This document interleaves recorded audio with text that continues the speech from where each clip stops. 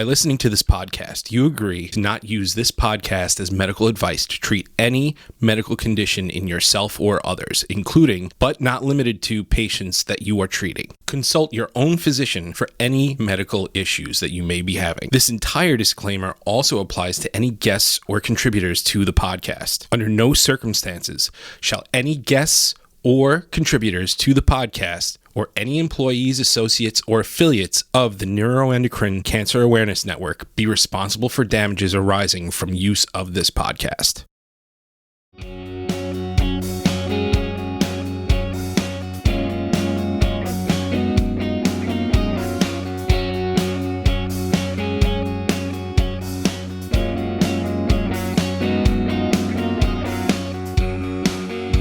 Welcome, everybody, to another edition of Nets Get Real with NCAN. I am your host, Mike Wayman.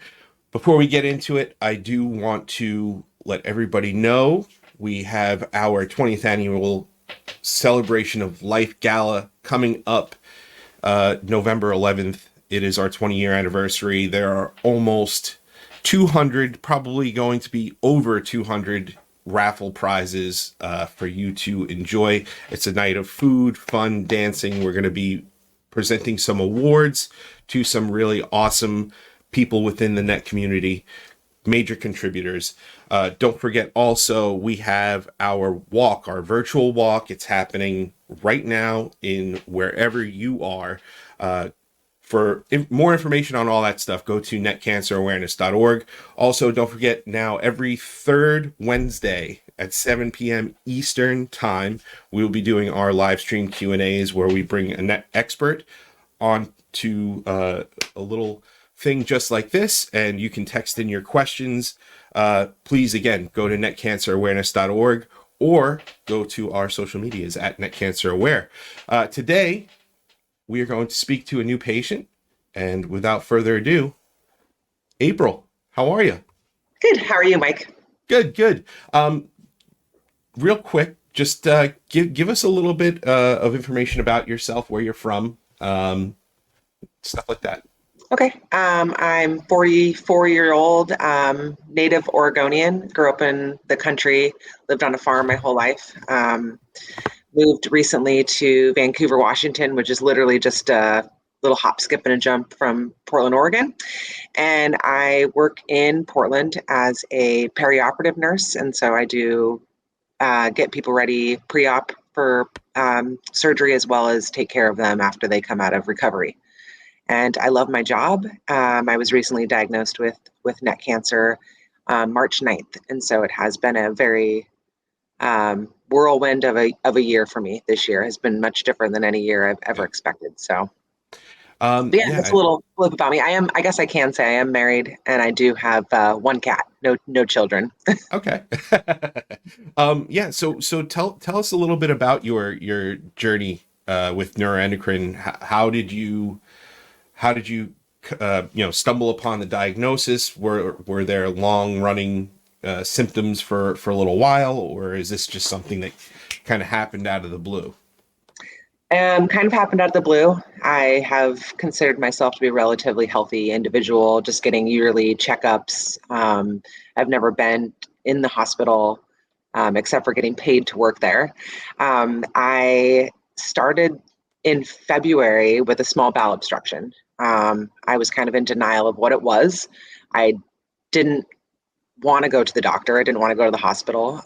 So I struggled for about 3 days over the weekend of not being able to eat or have a bowel movement. I finally went to the ER, and they did a bunch of tests on me. And even at that point, they actually didn't know what I had. The CT scan kind of looked iffy to them. They wanted me to go and get a further GI specialist to look at the scans and my liver.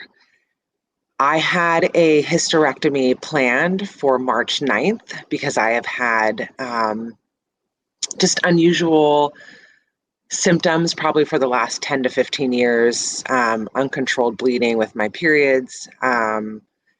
Basically, I knew I wasn't going to have children, so my OBGYN was like, I did several things before deciding a hysterectomy, but it was just kind of time.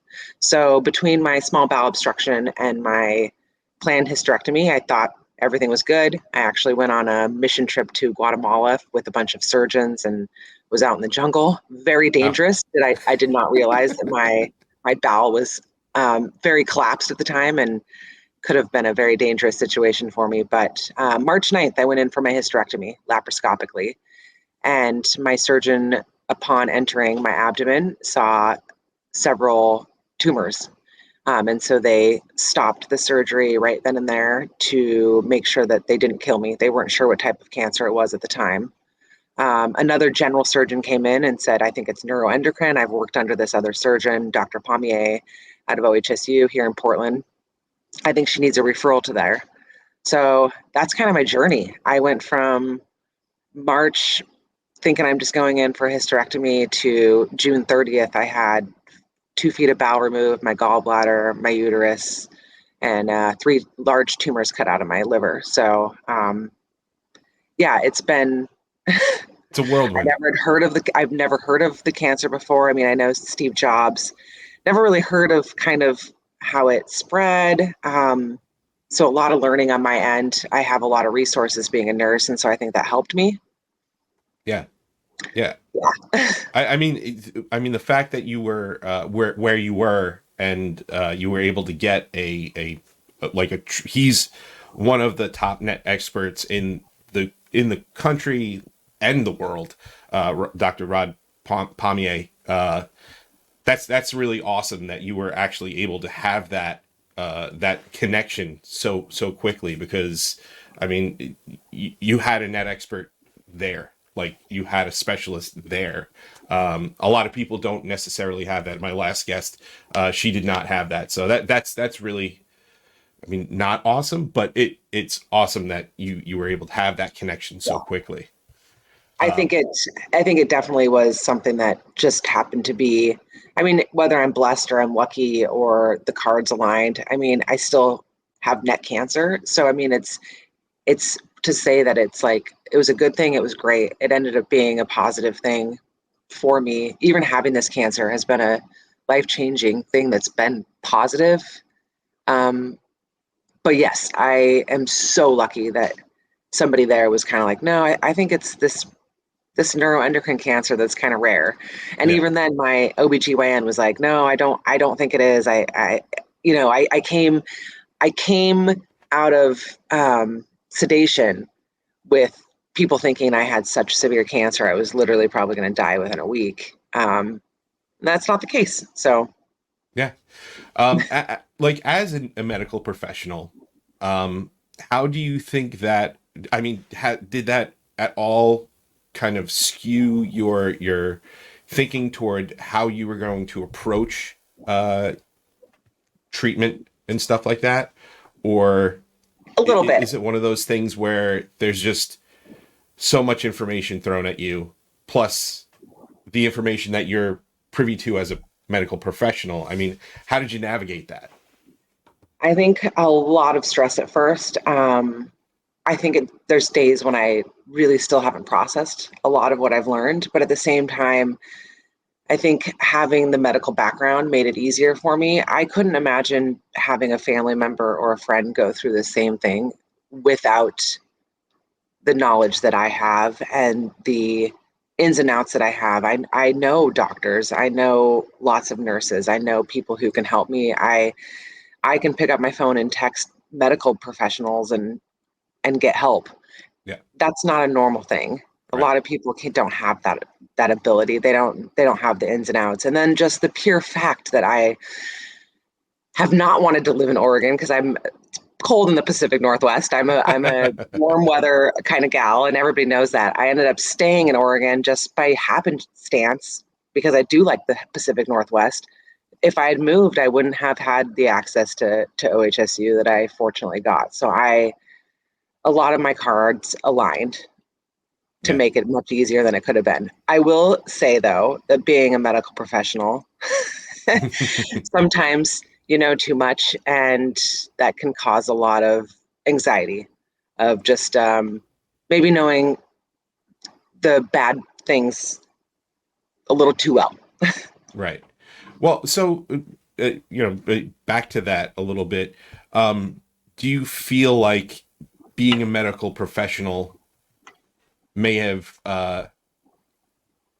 kind of stalled your stalled you going into or figuring out what was going on with, with the blockage and stuff like that? You said you had some trepidation. It took you 3 days and stuff like that.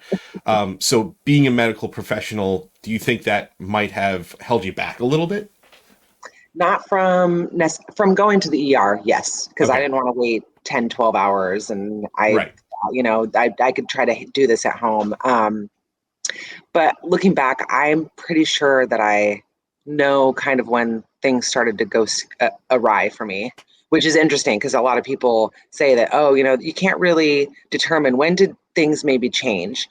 Um, I wanted to get a colonoscopy 10 years ago, but I was too young and it would have Mhm. costed me money. And at the time I was living paycheck to paycheck and didn't afford it. I think that was the time when things started changing for me. So I have had 10 years of pretty good bowel movements. I've been pretty regular. I've not had the flushing symptoms. I've not had the diarrhea, but things haven't been as normal as they were prior to that 10 years. I think I got the last 10 years, I've kind of gotten used to just having different bowel movements and not realizing that I had obstruction, Right. and that I wasn't digesting well and I wasn't getting maybe all of the nutrients. I ended up eating a bunch of macadamia nuts that caused me to have that small bowel obstruction. So now Yeah. I'm a little scared to eat a lot of nuts at once. I'm not gonna lie. But going into the ER, I figured, well, if this is just I'm just constipated. I've never felt constipation. Maybe I just need to take more meds. But it did take me reaching out to some of my friends and saying, I'm not passing gas. I'm puking, and it did get serious. So I mean, Yeah. it wasn't. It was just more of I didn't want to spend 10 hours in the ER. Yeah. Yeah. I get that. I totally get that. So now you've been diagnosed and you've taken the surgical route. Why why do you think it's important for a net patient to be involved with their treatment plan as opposed to just, taking advice and going, okay, fine, no problem. Absolutely, I don't think that just because a doctor, a nurse, an oncologist, somebody who's gone through it, and another net warrior, each storyline is completely different. And what do you want out of your life? Quality of living really is a thing. I went from never using the medical system as far as I just did preventative medicine to my medical bills have astounded me. I think it's important to talk with your family.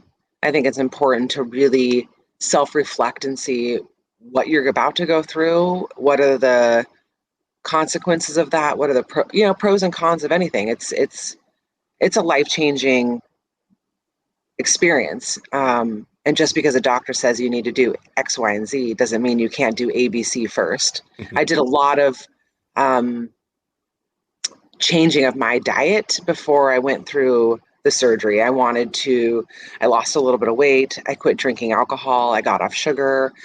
My coworkers think I have the most disgusting diet because it's just a lot of veggies and green juices, and just things that really my body needs.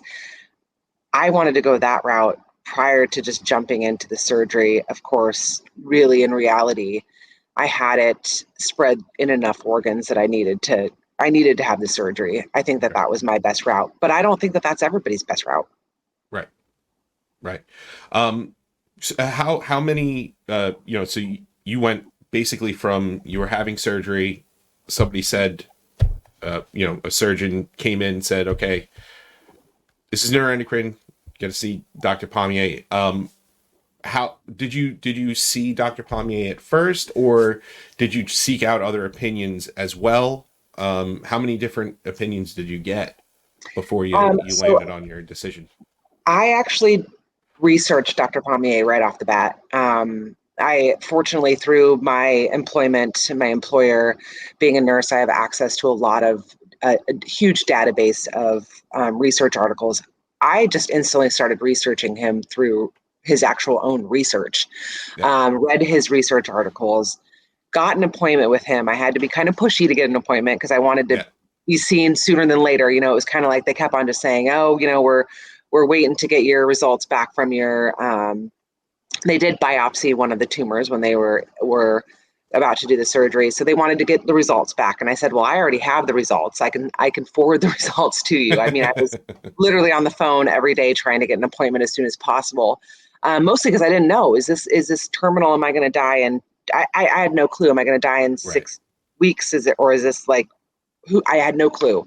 I finally got an appointment with him. Once I got an appointment with him, I actually did go ahead and I asked a couple doctors that I know, and they suggested I reach out to the Mayo Clinic. So Mayo Clinic in Jacksonville, Florida, is the number one spot where they deal with neuroendocrine tumors as well. And so I did a second opinion with a doctor through the Mayo Clinic. And very similar routes, but different. And really, in the end, I felt Dr. Pommier is very superior. He's world renowned, Yeah. and he's local. So I mean, there was a couple factors of what made me Right. decide to go that That's route. huge. Yes, yes, Yeah, him yeah, being in the backyard is doesn't hurt. Doesn't hurt literally, at yes, all, right. for sure. And then meeting him, I think it's really important. I think that the one thing that I will tell my own patients, my own family and friends, is the relationship you have with your medical team. If it does not work, don't go with it. Don't go with it just because you think that that's the route or you're going to hurt their feelings. Like, you have to get along with your medical team. You have to get along with the nurses and the doctors who are taking care of you. That's very important, because if you don't get along with them and you don't agree with how they want to do things, they're not going to benefit you in the long run. Yeah, that's something that we work with a lot of medical professionals, and we work with a lot of doctors and stuff like that, and we do our conferences and whatnot. And one of the things that we kind of hang our hats on is, we participate, and we agree with the medical end of things, the more clinical end of things, where they have their own ways of being educated and stuff like that. But having doctors run advocacy is a little bit difficult, because a doctor is not going to say, well, if you don't look like what I have to say, you should. Most doctors, not all of them, but many of them are not going to go, well, you could fire me and go to another doctor. Right. I something that I will say about the neuroendocrine family and the community is, a lot of doctors, they do understand that dynamic, and they do understand that, hey, got to be lenient. They're probably, in terms of doctors, they're probably the most willing to collaborate and stuff like that, especially since it is such a rare disease. It's a lot of collaboration, a lot of multidisciplinary things. Yeah. Uh, but but yeah, I think it's super important, like you said, that you're able to, quote unquote, fire your doctor or find another doctor, and that doctor be understanding of it. Yep. Absolutely. Yeah. So in regards to proper care, um, what what do you think the most important decision is for a net patient? Your quality of life. I think knowing if you do you want to go through, right now I'm getting monthly injections um, into the buttocks. What if I wanted to live super remote and I didn't want to live near a city and I didn't want to do that? Well, then that would not be the route that I should go. And so I think really knowing how do you want to live your life? Do you want to live it carefree and not worry? You don't have to have medicine. You don't have to do anything. You really don't have to. You can live however you want. I personally have chose to go back on kind of an anti-cancer diet, as far as, limit sugar and alcohol, really eat a lot of green veggies, and self-care. And as a nurse, I'm supposed to be this expert at self-care, and I don't think it's easy, but that means getting proper sleep. I'm a big big believer on like trying to get the 8 to 9 hours of sleep, and it does make a difference. But just self-care. How do you want to feel good? If that's having coffee with your friends on the weekends, or if it's working out, or being involved in advocacy like your family. I think finding your little niche of where you can be happy is important. I have found that in my field, I run into patients who are going through surgery because they just got diagnosed with cancer, not necessarily neck cancer, usually breast cancer. And I have found that through my experience, which is completely different than somebody else, I can still connect with them. And so I have found that I am glad that this has happened to me because I can empathize with my cancer patients more, and I can connect with people more. And so I think that this was meant to happen because I'm finding my niche in the world. Like you have, Yeah. Mike, like look at what Yeah. you get to do, and you get to meet people, and that wouldn't have happened if it wasn't, something that had come across in your family, right? Yeah. Yeah. No, you're right. It's it's daunting to say that there's positive things that come out of a cancer diagnosis, but there truly are, and like you said, community and all that, and being able to empathize and feel those things that patients might feel when they hear that they have cancer. And that's amazing, and it's an amazing point of view. It's a great perspective on your part. I applaud you for that. That's really awesome that you see things that way. I think I could have gone one of two ways. I'm kind of a black and white kind of gal of where I'm I'm either very happy or very emotional about things. And it hasn't been, it's not to say that it hasn't been very hard, very rough. There's bad days, good days.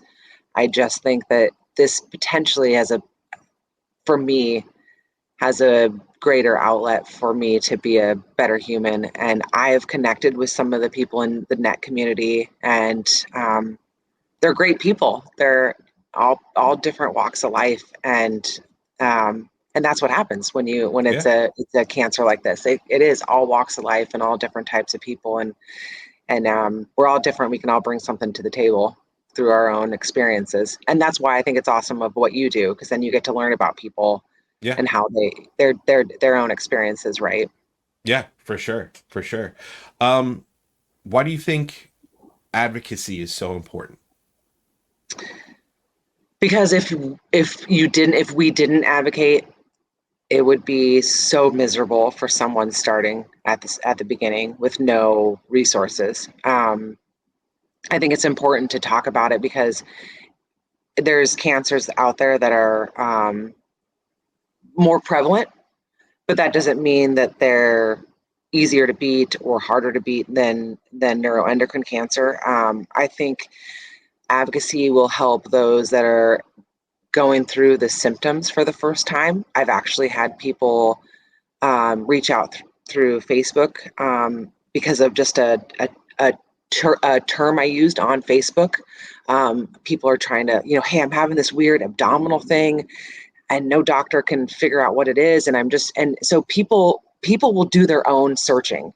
We Yeah, live in a day and age where all you have to do is get on your you don't have to get on a computer, you can get on your right. phone anywhere, and you can look up stuff. And so the more that we can advocate, and you, Mike, and me, and any net warrior, about specifically neuroendocrine cancer, we are probably helping somebody out there and helping them potentially find out sooner than later. And I think that that's the number one is if we can advocate enough where it's people understand and know what it is, Hmm. then somebody saying like, hey, I've been having these weird GI symptoms, a doctor could be like, well, you know what, maybe it's not just the fact that they don't eat healthy enough, maybe something is going on internally. So I mean, Sure. that's what I think is important, is maybe it could help one person get their diagnosis caught sooner, that could help them in the long Right. run. Perfect. Perfect. Um, Before we sign off here, you're a new patient yourself, but you're in the thick of it. You're in this. What is one super important tip that you would give to a new patient? Try to be positive. I have my new motto that I sign off on everything is one day at a time. Because it doesn't matter what's going to happen tomorrow, and it doesn't matter what happened yesterday because you can't change or you can't prevent change from happening. But living in the moment of the day, even if it's a crappy day, knowing that it's only one day potentially, if it's crappy, or if it's a good day, and really relishing that day and enjoying it, I think is really important. So it's just trying to be as positive as possible. So Absolutely. Absolutely. April, thank you so much for sharing your story thanks, Mike. and telling the world. Again, your perspective is really, really awesome, and you don't come across that a whole lot nowadays. So, for somebody who was just recently diagnosed and kind of in the thick of it, thank you for sharing your Thank story you. and your perspective. It's really Thanks. awesome, guys. Please make sure you go to netcancerawareness.org to find out about all of the cool things that we've got going on. Year 24 is coming up soon, and we've got some big things planned for it. So stay tuned there and at our social medias at netcancerawareness.org. And until next time, we'll see you on Nets Get Real.